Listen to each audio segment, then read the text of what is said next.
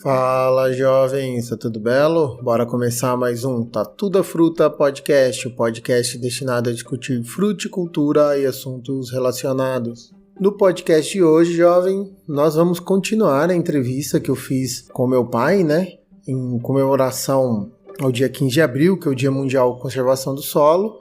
Como a entrevista ficou um pouquinho grande, a gente resolveu dividi-la em duas etapas. Então é a parte final, espero que vocês gostem.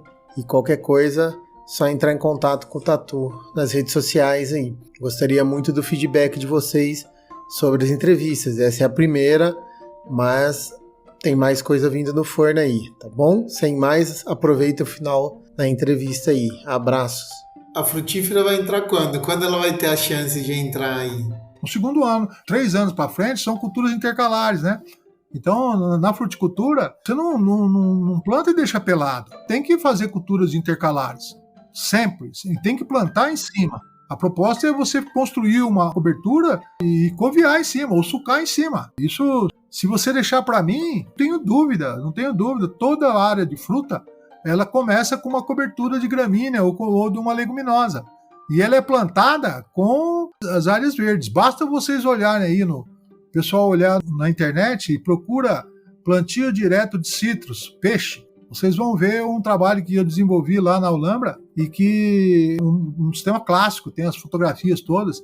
Aí vocês vão ver o que eu estou falando. A cultura de citros implantada em cima de uma braquiária verde, né? E é a coisa mais linda do mundo até hoje. Eu passo lá, vou lá, eu nunca vi uma planta de citros tão perfeita quanto eu vejo.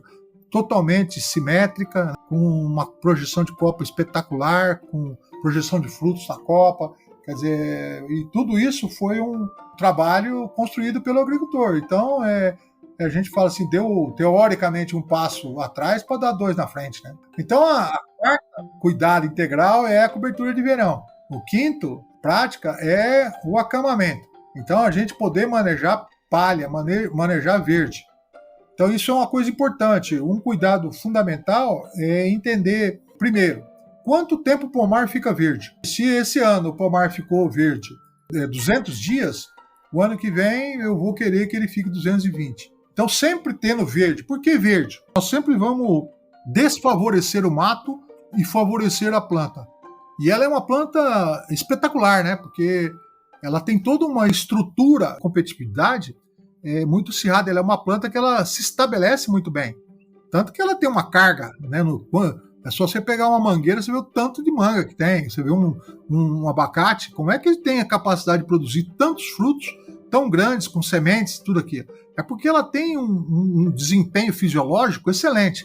Então o mato não compete com ela. E essa história de que mato... O que a gente não pode é deixar o mato estragar ou criar um ambiente nefasto para o pomar. Então, por isso que nós temos que manejar.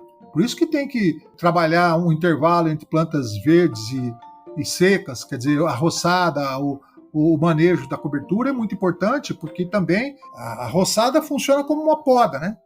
Você poda a grama, poda, e aí todo aquele sistema radicular que está lá, ele abre e ele drena. Então, isso leva muito humus para baixo, isso a planta fruteira absorve bem, porque ela trabalha muito bem com isso, ela tem um sistema radicular. Então nós temos que fazer o mato trabalhar para as fruteiras, né?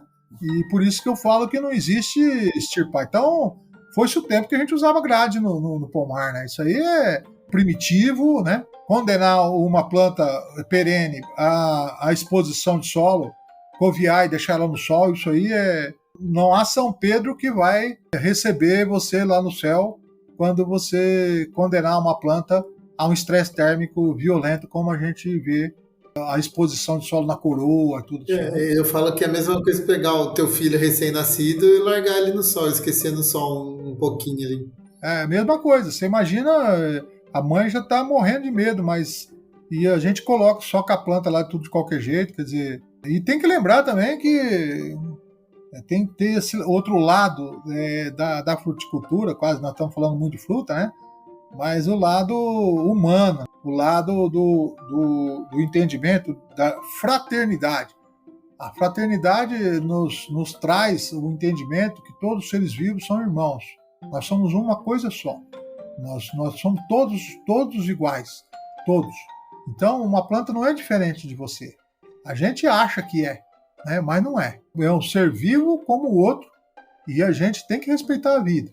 Por isso que nós temos que tomar muito cuidado com o agrotóxico. Muito cuidado, porque agrotóxico é outra coisa importante, viu, Pedro? E o agrotóxico ele é tanto biológico quanto químico, viu? Tudo que mata é agrotóxico. Tudo que mata. Então falar assim, tem o inseticida biológico, tem o herbicida biológico, fungicida. Não, isso é agrotóxico igualzinho. Então, por isso que a gente tem que estudar mais, né? Tem que entender mais de ecologia, porque o equilíbrio de populações é fundamental na agricultura. Entender o equilíbrio. E isso vai fazer com que a gente use o defensivo, vamos dizer, como um instrumento ecológico de intervenção num desequilíbrio populacional. Mas vai usar isso aí só quando estiver desequilibrado, quando a gente errou demais. Não fazer regra. Não fazer regra. E todo dia eu vi um bichinho já sapeca tudo, né? Então é muito importante a gente ter esse entendimento. E a agricultura biológica, a agricultura ecológica, né? Toda ela veio, a agroecologia nos trouxe esse entendimento mais claro, que é possível, e realmente você fazer uma agricultura mais inteligente, muito mais voltada para a vida, né? Uma agricultura de vida, do que a gente trabalhar com aqueles ambientes nefastos, né? E quando a gente usa muito veneno, muito adubo, a planta fica viciada. Os sistemas ficam igualzinho um cara da Cracolândia. Uma lavoura que tem muito herbicida, muito veneno, muito adubo químico, ele é um dependente químico. Então, uma lavoura dependente de químico. Então, isso é uma coisa que precisa ser questionado, porque a gente tem os exemplos nos seres humanos, que nós temos. Você vai lá na Cracolândia, corta o coração de ver aqueles meninos, aquelas meninas lindas com aquela dependência. E às vezes eu entro em lavoura e que eu sinto a mesma coisa, né? Aquelas plantas vai falando para mim assim, nossa, professor, estou sofrendo aqui. E estão pedindo cocaína, estão pedindo maconha, estão pedindo tudo que você imaginar de coisa doida aí, né? Porque a planta está totalmente debilitada em função disso. Então isso é um ponto importante. E não estou fazendo essa analogia aí, não é para ficar fazendo coisa, não. É para a gente poder ter esse entendimento melhor dessas relações que nós, como doutor da terra, tem que entender bem, né? E é possível. Sempre trabalhar com vida. É muito importante a gente entender o aporte orgânico. Toda vez que a gente puder fazer aporte orgânico, nós devemos fazer. Isso é fundamental. Então tem que aprender a manejar mato. Por que tem que aprender a manejar mato? Porque eu tenho que fazer o mato crescer. Eu tenho que harmonizar, por exemplo, a fruteira, vamos dizer por regra, aí você sabe melhor que eu, se eu estiver errado, quando pré-florada, chumbinho e brotação nova, é cobertura morta. E o resto é cobertura verde, você entendeu? Porque a planta se estabelece bem. Agora, em períodos críticos, como é pré-florada, que é um parto para a planta mudar uma vegetativa para frutífera, tem todo um balanço hormonal, é como se fosse, por exemplo, uma mulher no 3º mês de gravidez. Se ela não se cuidar, ela aborta, né? Uma analogia, de novo. Né? E a mesma coisa é lá em cima, antes do 7º mês, ali, quando o 6º mês, né? Que é como se fosse o chumbinho. Se tiver problema ali, é perigoso ainda perder o neném por conta de não estar bem formado, né? E depois vem a brotação. A brotação é como se fosse a infância. Logo, quando você começa a comer papinha, né? E você sai de bebê, né? Bebê é quando ser papinho de fruta no seio. E nenê é quando começa a comer papinha. Por isso que eu fico sonhando que você me dê um nenezinho, né? Para mim. Papinha. E a planta é igualzinha. Então, papinha, quando ele está comendo, está aprendendo a comer, é quando está com a brotação nova. Isso aí tem que tomar um cuidado, tem que alimentar bem, equilibrar nitrogênio, né? Equilibrar potássio, o cálcio, são nutrientes. A parte de nutrição mineral também é muito importante aí dentro desse contexto todo, né? Não, e aí então a gente, voltando aqui para os manejos integrais, a gente está no manejo de nível, calagem, as coberturas, né? Tanto inverno como verão. A gente estava falando de manejo de palha e a gente já deu uma avançada aqui para os manejos, né? Para a época de manejar palha, né? A gente falou da cultura de verão como uma prática integral muito importante. Depois vem o manejo de mato. Mas só uma dúvida, quando que entra as práticas de mobilização de solo, os terraços, as barraginhas da Elas vida que entram tem lá no moda, início, essas né? coisas? Porque, na verdade, elas não estão, vamos dizer assim, elas são práticas conservacionistas. Elas não estão dentro das práticas integrais de manejo. Vamos dizer assim que a estrutura física, o terraço, as caixas, todos, elas são obras de sistematização, de construção dos ambientes. Então, na verdade, elas não são conservacionistas, elas são uma estrutura de adequação da área para a gente poder praticar a conservação do solo. Tanto que a gente constrói um terraço e nós temos que plantar em cima dele. Na verdade, o sonho é nunca usar um terraço, nunca usar o terraço, porque nós vamos ter quando você planta em nível, o terraço foi feito, a construção do terraço com o camaleão todo, é para prevenir esses desarranjos antigos que tem, esses processos erosivos, essas cicatrizes, que fatalmente ela rompe o solo quando ele encharca, chove pesado, e ali ele tem uma superfície frágil, e aí quando ele rompe a linha de nível, ele vai caminhar, e aí nós temos que cessar o escorrimento, né? E o terraço usa aí. Então, teoricamente, a gente constrói o terraço, é como se fosse o alicerce da nossa casa. Depois que você construiu o alicerce, você nunca mais nem pensa nele, né? Tem gente que acha que a casa se constrói sem alicerce. O terraceamento, a distribuição vamos dizer assim, dos carreadores, a parte de drenagem, tudo isso são obras de instalação da lavoura, né? São obras de adequação para a conservação do solo.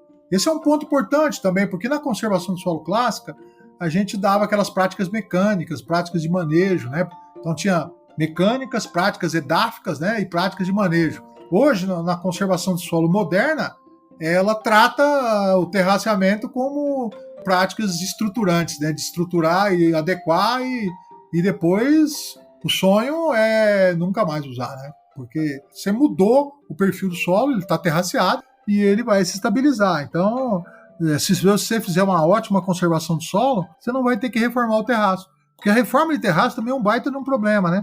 A mesma força que leva você a construir o terraço é a força que destrói ele. Entalpia, né? A mobilização, a fazer ele ficar, ele erguer o camaleão, aquilo tudo vamos dizer assim, é uma coisa muito antrópica. Então é muito frágil e a gente precisa estabilizar o mais rápido possível. Por isso que tem que jogar no outono, né? Estabilizar. É por isso que precisa fazer bem feito pra caramba, né? Quando a gente faz ele bem feito, possivelmente a gente vai ter um sucesso eterno. Nunca mais nós vamos precisar reformar. Melhorando a capacidade de filtração da seção também, na área dele, que é uma coisa importante. Nós não podemos deixar ele exposto porque a própria chuva faz com que ele tenha escorrimento de fino para a seção. Você entende? Do próprio camaleão. E aí entope ele. Então por isso que precisa cobrir, né? Então, quando o terraço estiver cheio de água, ele está dizendo para você que você está errado, né? O manejo está errado. Então, toda vez que você passar e vir um terraço cheio, você fala, um terraço cheio, vai acontecer o quê? Vai estourar. Mais cedo ou mais tarde, ele vai estourar. Quando você vê uma poça d'água no meio, uma poça conversa com a outra. E ela fala assim, juntas nós vamos arrasar. Você entende? Se uma com a outra, pode ter certeza que ela, mais cedo ou mais tarde, ela escorre, né? E aí ela arrasa mesmo, você entende? Então essas questões são coisas assim, não é banais até, de brincadeira, mas é verdade. Então precisa tomar muito cuidado. O nivelamento também é uma coisa muito importante quando for trabalhar, né? Qualidade do preparo do solo para poder, do estorramento, para não deixar muito estorrão. Isso eu estou sempre falando, a minha cabeça não passa mais num preparo de solo em setembro, outubro, ok? Só no meio de março para frente, 15 de março, 21 de março é o período que você começa a marcar e fazer, a preparar, né? Então, por exemplo, a minha sugestão para o professor de fruticultura, todo pomar começa no outono. Isso é uma regra. Você pode colocar lá, foi meu pai que fala isso, todo pomar começa no outono. Tá no slide. É uma coisa importante pra caramba da gente poder começar bem. Tem que preparar o terreno para plantar no verão, né? Perfeito. Né? É a melhor condição, dá tempo de estar corrigido, porque tem cada biboca aí que vira área de fruta que é uma judiação, dá né? medo. É uma judiação, Sim. Porque ele fica com uma perda progressiva da capacidade produtiva. Então a longevidade do pomar cai pra caramba, o custo cai, a renda cai, porque as plantas vão tendo muita deficiência, vão ficar muito debilitadas, aí a praga aparece mesmo, né? Quantidade de plantas fracas começam a superar a quantidade de plantas fortes. E aí o custo vai lá em cima, né? Sim, com certeza. O mais comum que a gente vê hoje, principalmente aqui em Minas, né? Que é o campeão de pomar morro abaixo, é a erosão na linha, porque eles têm a falsa ilusão que a braquiária mal cultivada na entrelinha vai segurar todo o solo e deixa o pé da planta rapado. Né? Isso aí é uma estupidez é uma herança que nós temos do café, né? O café é uma planta que degradou o Vale Paraíba, o modelo, né? Modelo de produção de café degradou o Vale Paraíba. Aí ele mudou para a região de Ribeirão Preto, que era das terras mais férteis que nós tínhamos no Brasil. Degradou a região de Ribeirão, foi embora para o norte do Paraná, degradou o norte do Paraná, veio para São Paulo, aqui no interior de São Paulo, degradou no interior de São Paulo, agora está no Cerrado Mineiro. Parte dele degradando o Cerrado Mineiro, parte numa nova ordem da cafeicultura. Hoje nós temos uma cafeicultura muito mais evoluída, uma cafeicultura muito moderna, mas ainda a gente permanece aquele cafeicultura tradicional, terreno tudo limpo para arruar, para limpar e sem mato, quer dizer, ainda tem muito café. É igual o plantio direto. Fala que tem Brasil, tem plantio direto. Um bom plantio direto é escasso, né? A gente fala. Uma área de plantio direto realmente boa é escasso. Muitos de vocês jovens nunca viram uma área de plantio direto realmente boa, né? Que tenha cobertura. Rotação principalmente mal feita. A rotação de cultura é outra prática importante que o plantio direto traz para a gente. Né? Isso pelo que o senhor vem falando das praças integrais, o senhor está me descrevendo os componentes do sistema de plantio direto aqui, né? Que é o nível, a calagem, né? As coberturas. Sem dúvida. O primeiro plantio direto moderno, que a gente fala, ele também começa no outono, né? Sempre assim. Uhum. E aí ele entra também com uma preparação de perfil 1 ou 2 anos antes. A proposta é a gente poder trabalhar bem isso. A construção de perfil é muito importante. Não é aquela construção com a Iveca, você entende? Não é nada disso. Ela no mobilizar profundo não resolve o problema, você entende? O que resolve é você ter um bom entendimento de um balanço nutricional e um balanço de cálcio, magnésio, entender bem a correção bem feita é fundamental para entender, né, isso. Então, e depois você entender uma cultura de cobertura no qual você potencializa ela. Então a gente fala que o pessoal tem um termo de adubar braquiária, adubar adubo verde, né? Então, mas não é nada disso, é porque tudo que você coloca lá vai voltar, né, para você. Então, não existe na natureza, não some, na natureza não some fósforo, não some potássio, são minerais, eles vão continuar lá. Está enriquecendo o sistema, né? Ele só vai sumir, ele some com a degradação, né? Ele some com a variabilidade térmica, quando dá um pico muito alto, então grande parte de nutrientes se volatiliza, aí causa um baita de um problema, e isso está associado também com a perda de carbono, né? Carbono é uma coisa extremamente... A natureza trabalhou milhões de anos juntando carbono no solo. Aí vai um gordo lá, mete um arado, institui a emissão de carbono. Não tem emissão de carbono na natureza. Isso é coisa nossa, da agricultura. E aí, imagina, quando você emite carbono, você efetivamente perde a bomba energética, né? Porque ele é uma bomba energética. Por isso que a gente precisa fazer fotossíntese, por isso que precisa deixar verde pra caramba, né? E por isso que precisa associar, por exemplo, uma planta espetacular, fisiologicamente falando, como uma fruteira, com uma condição boa de solo. Quando você faz isso e ajuda ela a dar partida, porque ela veio numa partida de viveiro, né? Ela veio sendo tutorada, veio cuidada, e ela entrar num ambiente hostil não é bom. Então a gente precisa construir um ambiente muito bom para ela, quase que fosse semelhante ao ambiente do viveiro. Mas eu falo que é a mesma coisa quando um filho forma, né? E aí ele sai da casa do papai e da mamãe, né? E vai construir a sua casa. Então uma planta também é a mesma coisa. Ela sabe que um dia ela vai ficar sozinha, né? Não vai ter mais os pais, as mães.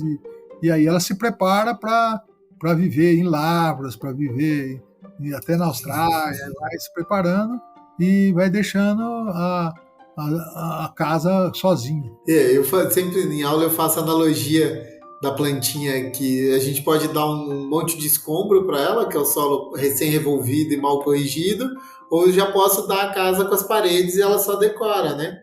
Aí depende da verba que o pai deixa para o filhinho morar na República. Né? Da verba e da inteligência. Porque às vezes você constrói um grande lar com poucos recursos, né? E também eu acho que a arte de agricultar, ela trabalha isso com muito mais inteligência, né? A gente usar mais a formação. Eu até falo assim, vocês da universidade, da escola, não são inexperientes. Os alunos não são inexperientes. Eles estudam, saem aí com 20 anos. Tem gente que demora até mais, sai da escola com 30 anos, estudando. Então, qual a experiência de um jovem que se formou? Estudar, que é a propriedade agrícola mais precisa. De alguém que estude ele. De alguém que saiba buscar aquela complexidade, porque o agricultor ele é operacional. Então tem que ter uma têmpera entre a operação, a prática, com a base teórica. O lema da Escola de Lavras é ciência e prática, que é uma coisa extremamente importante e pesado. Todo agrônomo formado em Lavras tinha que aprender a explicar por que o lema da escola é ciência e prática. Porque tem que levar a têmpera, né, da inteligência, da ciência, vai temperar com a prática do agricultor. E isso vai fazer com que a gente potencialize tudo que nós estudamos, né? Porque numa propriedade agrícola, ela é uma sala de aula, mas ela não tem as provas e não tem a mudança de professor, né? Que é como se tivesse um arquivo com um monte de pasta da matemática, da física, da nutrição, da fruticultura. Lá não, lá é tudo misturado, né? Tem que aprender a pensar naqueles cenários elementos que vão subsidiar os seus estudos, que são as perguntas que o professor faria para você responder lá, né? Então, aprender a fazer leitura de cenários, entender isso é uma coisa importante. Eu penso assim, uma defasagem, por exemplo, na extensão rural, né? Nós temos um modelo muito hegemônico, né, de extensão, que vem de cima para baixo, faça isso, faça aquilo, e não trabalha uma extensão baseada na realidade do agricultor, né? O problema do agricultor, de como ele está, e a gente poder pensar lá dentro elementos de orientação e elementos educativos. E tem que lembrar sempre que os agricultores, para eles evoluírem, eles precisam ter vocabulário. Então nós precisamos inserir vocabulário neles. E um vocabulário técnico-científico é importante pra caramba, porque facilita muito mais o entendimento da gente. Ele vai fazer com que, quando você transfere vocabulário para os agricultores, ele também aumenta a exigência tua. Isso faz com que você cresce pra caramba também, organiza também você. Isso dá um prazer enorme de fazer agricultura, né? Agora, quando tem um agricultor que não conversa com você, que não fala com você, tem algum problema. E um dos problemas é você, né? Um dos problemas a gente tem que assumir que isso fui eu, né? Então, eu vejo que a extensão ela é muito importante nesse sentido, e é fundamental a gente poder trabalhar isso. Eu venho nesses últimos anos da minha vida, vamos dizer assim, numa dedicação quase que, vamos dizer, missioneira, né? De trabalhar essas questões das práticas de ATER, né? Entender os eixos orientativos, os eixos educativos. Eu venho me dedicando muito a Paulo Freire, entender muito bem a alfabetização tecnológica, como a gente pode aplicar os conceitos de extensão e de alfabetização de adultos, né, da andragogia, que é outra coisa importante para caramba na ciência do solo. A andragogia é uma ciência, é o ensino de adultos, né? Então a gente saiu da escola com uma forte tendência pedagógica, né? Porque nós sofremos o planejamento pedagógico, didático pedagógico, né? E a gente tenta repetir isso. E com adulto não, é o inverso, né? A gente tem que construir o planejamento andragógico. A andragogia é a educação de adulto, no qual é a base da extensão rural, né? Não, legal. Isso tudo para a gente pensar no manejo de conservação de solo e água da planta, né? Nós, como agrônomos, profissionais, até agricultores, ter uma visão um pouco mais ampla, né? A gente, não sei, eu vejo quando a gente fala disso, na cabeça que vem vem um terraço, barraginha, um corte, né? Que a prefeitura é a rainha dos cortes de estrada. Essa é uma conservação do solo mais primitiva. Onde que ele é a mesma coisa quando você, vamos dizer assim, que você tem um carro e você começa a dirigir e você já tem uma Mercedes. Você entende? Você vai usar a Mercedes como se usa um Fusquinha. Você entende? Você aprende na autoescola. Você não tem gabarito para usar. Então, a prática, o terraço é uma coisa que está em outro patamar. Você entende? Assim, precisa antes entender muito bem essa questão de cobertura, entender esses, como eu chamo, esses cuidados, aprender que conservação do solo é conservar ambientes produtivos. É entender, não é fazer prática de terraço. Terraço é uma estrutura condicionante, mas isso nós temos um problema crônico da escola, né? Muitos professores de conservação do solo, eles nunca praticaram a conservação do solo. Isso que é um grande problema. E aí nós temos um déficit enorme da literatura, né? A literatura nossa é uma literatura meio coxa, que ela ainda vem se repetindo nos primórdios da conservação do solo americano. Então você pega lá os livros, eu tenho aqui um livro de 1930, 1920, a mesma coisa. O Dr. Quintiliano, por exemplo, Marx, que ganhou o prêmio em 1950 de conservação do solo, ele é tão atual quanto um livro de conservação do solo que está aí na biblioteca da UFLA. É amargo, mas é isso. Tem professor que continua dando conservação do solo com as mesmas transparências de um professor de 50 anos atrás, né? Você vê, nós temos um déficit enorme de entendimento de agregação de solo, né? Que é a retomada do processo de agregação, né? Da dinâmica de agregação do solo, é a essência da conservação. Fazer com que a área passe a agregar, não desagregar, é a coisa mais importante da conservação do solo. Só para a gente situar os jovens aqui, porque agregação, quando o senhor fala, é a silt, argila e areia. A natureza ela trabalha há milhões de anos, ela desenvolveu uma habilidade de juntar areia, silt e argila. É como se começasse a trabalhar uma massa, né, de coisas finas e começar a juntar em bolinha. Quando começou a fazer bolinha, começou a ter vazios, começou a ter ar. O microbioma, o meso e o macro trabalha construindo o perfil. E juntando areia, silt e argila com, no caso do cerrado, por exemplo, com agentes cimentantes com base em óxidos, que é o alumínio, por exemplo, o ferro, você entende? E que é tóxico. E as plantas se adaptaram a eles. Agora, nos solos cultivados, os solos para as culturas nossas, nós precisamos fazer com que a agregação ocorra, mas eu tenho que eliminar o alumínio. Então eu tenho que trazer uma outra base, que é a base orgânica. A decomposição da celulose, por isso que trabalhar cultura, cobertura e matéria seca e verde é importante, porque toda raiz ela tem um complexo de lignina, hemicelulose, celulose, e a decomposição disso dá o que a professora Primavera chama de geleia bacteriana. Na verdade, é um colóide no solo e ele libera uma proteína, que é a glomalina, que ela é altamente cimentante. Altamente cimentante. Então, quando tem material orgânico, principalmente material orgânico com lignina, celulose e hemicelulose, começa a ter disponibilidade de exudatos agregantes. Isso é muito importante. Então, o solo começa a reconstruir de novo. E isso vai melhorando pra caramba a CTC, né? Porque quando junta areia, silt e argila com um colante orgânico, a superfície específica aumenta pra caramba e a CTC aumenta. Você entende? Aumenta. Então começa a reter mais nutrientes, começa a disponibilizar mais, cria uma harmonia entre a solução do solo e a capacidade da planta de extração, né? Porque disponibiliza. Então, por isso que a agregação ela é a essência da conservação, né? Mas, você vê, nós não tivemos muito pouco na física de solo ainda, nós temos uma física de solo coxa, né? Nós temos uma física de solo baseada na textura e na classificação do solo, e não na agregação. É uma coisa que nós precisamos evoluir muito.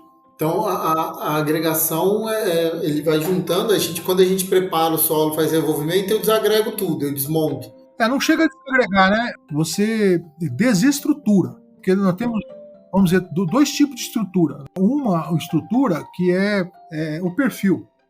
A estrutura como ele ficou era como se fosse um tijolo em cima de tijolo, certo? E o próprio tijolo é uma estrutura de barro, não é? O tijolinho, sim, não é? Não bota barro lá e seca ele não fica durinho. E depois, quando você sim, junta muitos tijolos, você faz uma parede. Então você tem uma divisória, uma estrutura que divide. E dentro dela tem uma estrutura que se sustenta. Então o agregado é o que sustenta essa macroestrutura do solo, que é a estrutura pedológica. Quando a gente vai no perfil, e aí nós temos a estrutura baseada nos agregados. Porque às vezes o solo está solto na mão e os agregados estão soltos. Então, a gente aprende a ver isso é quando você pega um pouco de solo, coleta na mão e passa a outra mão em cima.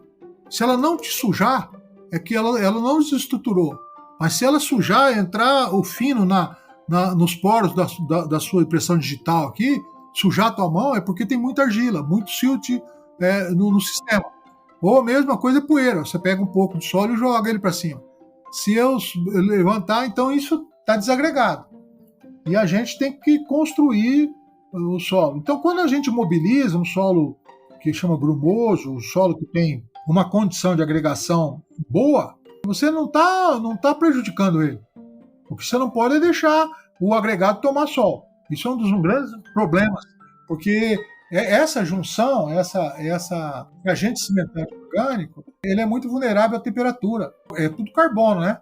Desagrega por conta do sol. Por isso que o outono é muito importante, porque ainda tem um pouco de umidade e você joga a cobertura verde por cima, para entrar no inverno coberto. Porque o processo erosivo, a degradação do solo, se dá pela água e pela radiação solar. Tanto que deserto não tem vida, porque a temperatura alta pra caramba, né? Então isso vai condenando aquelas áreas. Os solos nossos não podem tomar sol. E o próprio sol, a temperatura alta, é que desagrega, não é a mobilização. O maior problema é você deixar solos expostos. Não é usar a grade ou usar o arado, que não deve, né? Eu não tô, porque quando eu falo assim não deve, é ficar usando todo dia. Ele é um implemento para ser usado com parcimônia, justamente para poder recuperar as áreas que sofreu o processo erosivo, que tem problema e tem que incorporar. Então, uso essas ferramentas todas. Não devemos assim, condenar à morte o arado, a grade, porque ele tem utilidade em determinado momento. Só que não pode fazer regra, né? Que é o que nós fizemos, né? Sim. Preparo convencional é uma regra, mobilizar. Usar de forma bem frequente, né? Frequente e contínua, né? Assim, não para, toda vez usa a mesma coisa, você entende? Área gradeia, uma aração, duas gradagens, todo dano, toda a mesma coisa, não há cristão que aguenta, não tem solo que aguenta. E o solo começa a se estruturar, vai lá e mete a grade em cima de novo, né? Então, tudo isso que a gente vem conversando, das práticas, da forma de pensar a ciência do solo, a gente chega ali que eu preciso agregar esse solo. Eu preciso ter toda essa matéria viva, cobertura, proteger ele, para que eu tenha mais formação de agregados. Que a gente chama de ativação da agregação. Porque hoje, vamos dizer, você Pedro, está recebendo hoje uma herança de nós mais velhos de solos muito desagregados. Então, todos os solos eles têm um nível de desagregação que não existia na natureza. Mas como nós éramos muito ignorantes e nós não sabíamos esse grave problema que é a desagregação dos solos tropicais, principalmente, isso não tem na Europa. Então, dificilmente existe uma degradação no nível que nós temos na Europa, porque ela tem um período de estabilidade, qual nós não demos trégua para os solos nos trópicos, você entende? Isso, por exemplo, você pega São Paulo, aqui na região de São Paulo, é a área mais erodida do Brasil. Você pega o Vale do Paraíba, é a área mais, não tem mais problema de erosão do que lá. Por quê? Porque tem quase 300 anos de ocupação e uso. Essa região que vocês estão aí, que é uma região que vem sendo fuçada, vem sendo trabalhada desde o tempo do Império, né? Minas, por exemplo, Então, por isso que é muito frágil, né? E aí, nós temos que resgatar a capacidade ecossistêmica de agregar.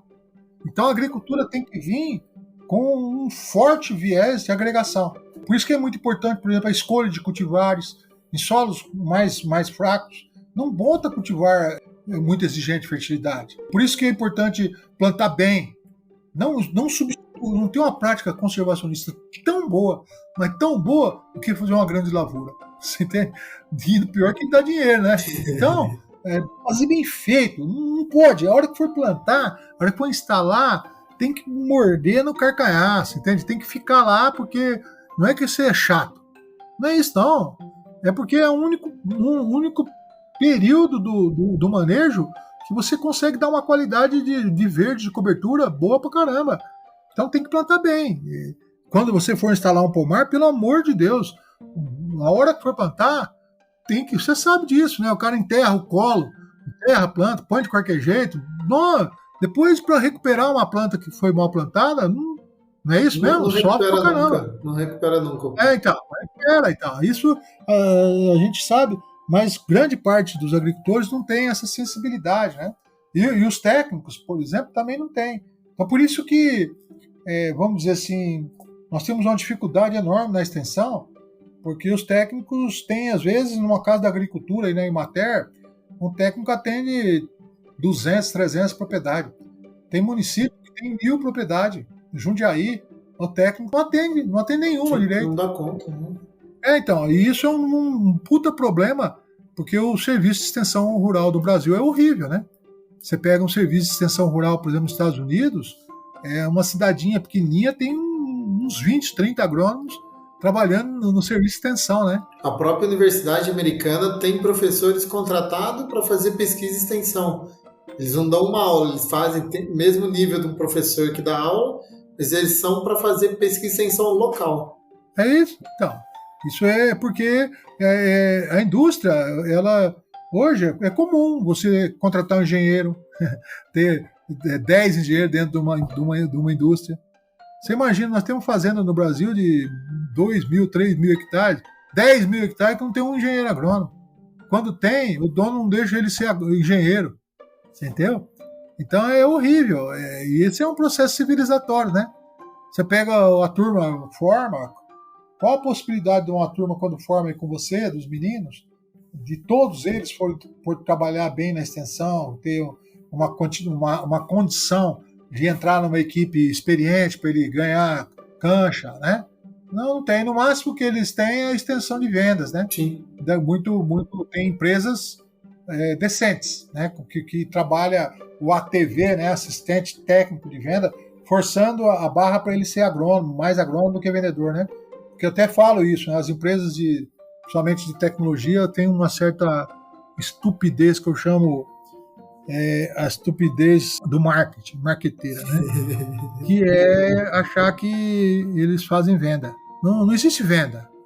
Existe compra. Não existe mais agricultor idiota, bobo. Então, o que precisa é você ser um grande agrônomo ali para o agricultor optar pela tua tecnologia. Porque nós temos tecnologias boas pra caramba. Então, dificilmente uma empresa não tem um produto que não funcione. O problema maior que está no produto é o usuário, né? E ele é mal assistido.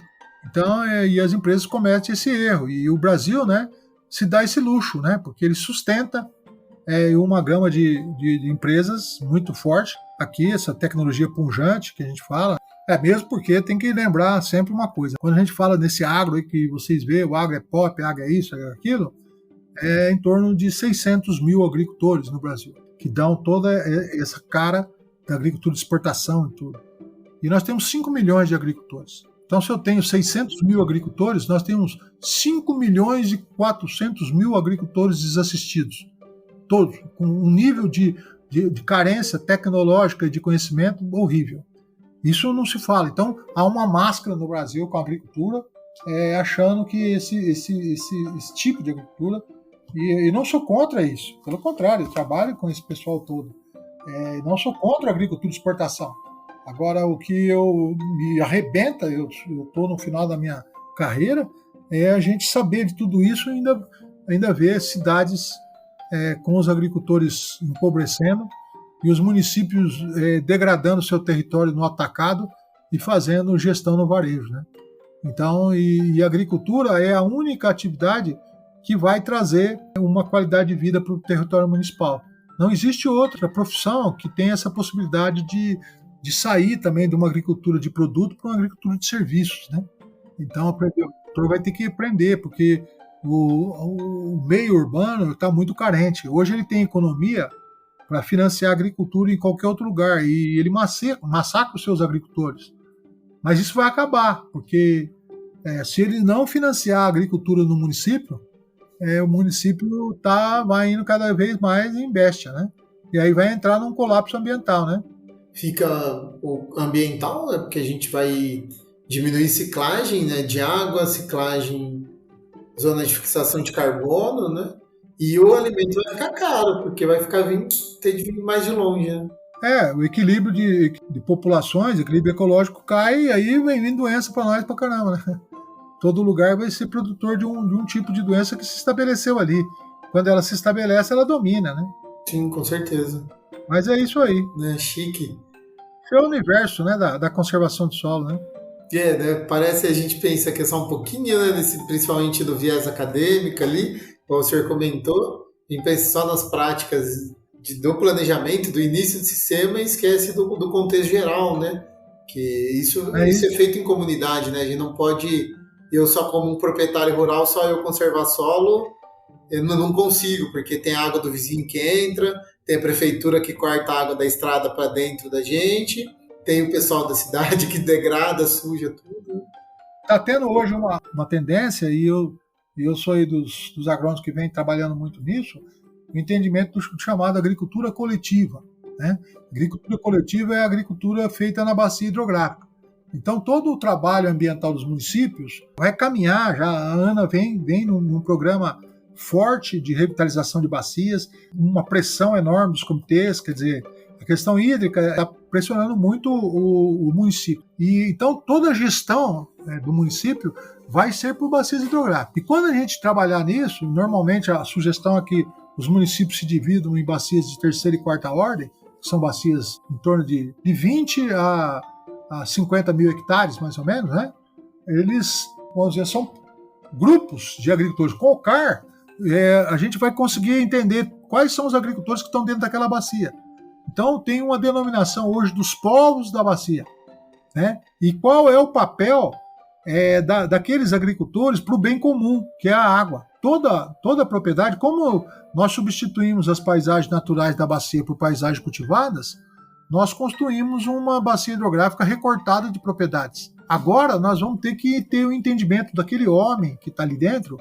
Eu até escrevi um artigozinho que chama O Homem Hidrológico, porque bom, a água é tão forte nisso, dentro da propriedade agrícola, da gestão de águas, e a gente vai ter que entender o papel de cada um, né? As propriedades que estão lá na montante, nas cabeceiras da bacia, que estão no meio, que estão na foz, qual o papel delas com relação à depuração do rio, da biodiversidade, da necessidade de produção dos ecossistemas aquáticos, eles estarem ativos e não contaminados, entende? Os povos da bacia vão ter que se conversar. Então tem um bem comum, que é a água, né? E vai ter que conversar, e se não conversar, a promotoria vai morder o carcanhar do pessoal. Nós já temos uns exemplos, nós temos um grande promotor em Uberaba, Carlos Valério. Esse cara é espetacular. E esse cara, ele é especialista em solos, com doutorado, ele é advogado, especialista em solos lá em Jabuticabal, e ele morde no carcanhar das turmas, e ele é o cara que exige das empresas que tenham a cooperação social, exige do sindicato, exige da prefeitura. Então, vem caminhando, a promotoria ambiental, ela está caminhando nesse sentido. Quer dizer, os agricultores ficam reclamando aí, que o promotor fica xingando, mas não vai ter escapatória. O cara vai ter que se enquadrar. Então, antes que ocorra isso, que nós organizamos, né? É o que eu venho trabalhando muito a Emater, estou trabalhando bastante a CAT, os órgãos de extensão, para que a agricultura coletiva ela venha a a ser colocada em cima da mesa para a gente discutir isso, né? Chique.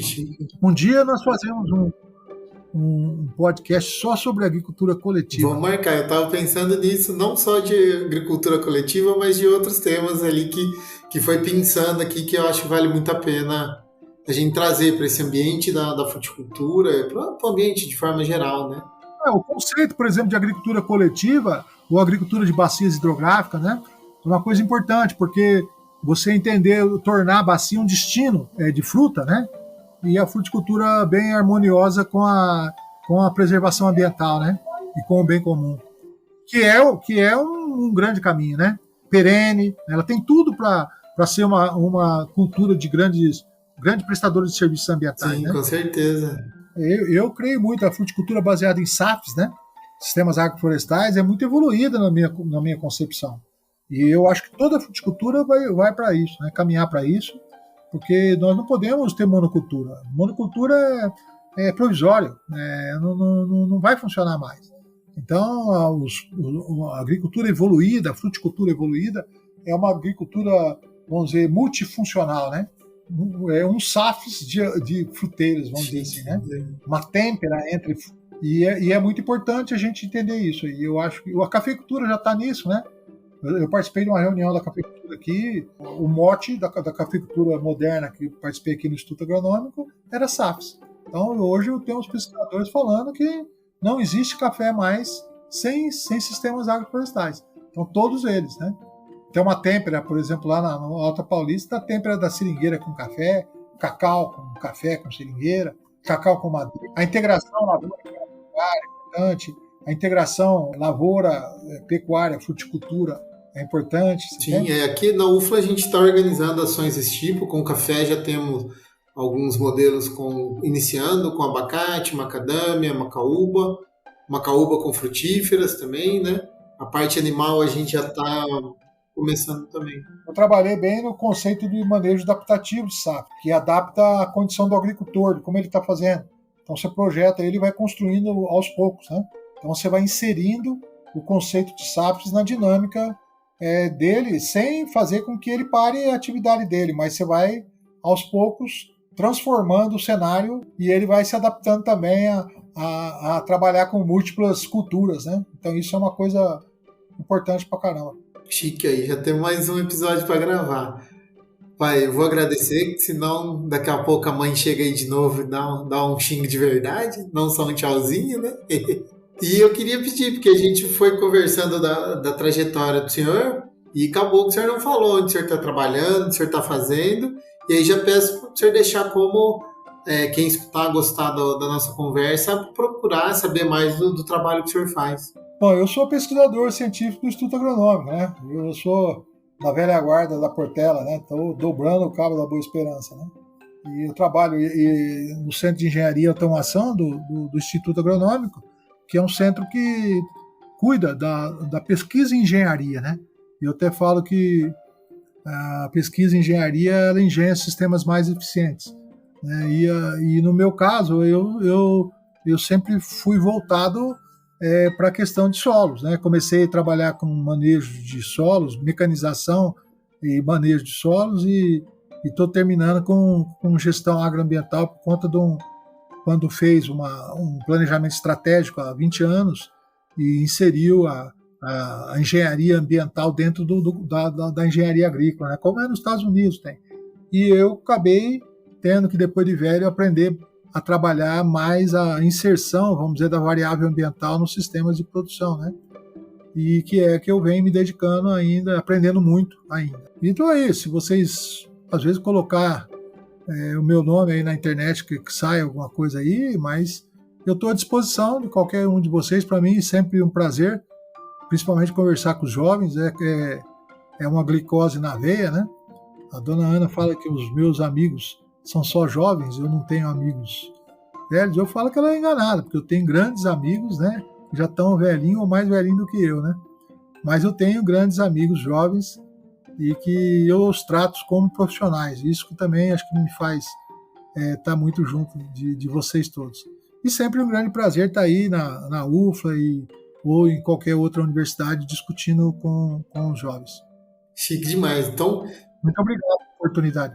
Prazer, a gente vai marcar vários outros. A gente tinha combinado 40 minutos, passamos um pouquinho, mas acho que ficou excelente. Vou deixar então o seu e-mail na descrição e aconselho, jovem, siga o Dr. Afonso no LinkedIn. Ele posta textos variados, volta e meia eu esqueço de revisar quando ele pede, mas são sempre textos muito bons. E o Homem Hidrológico é um dos melhores dos últimos tempos aí. Tem um saindo de Floradas também, que é chique. Vale a pena, tá bom? Então, jovens, agradeço, pai, obrigado novamente, um abraço e até semana que vem.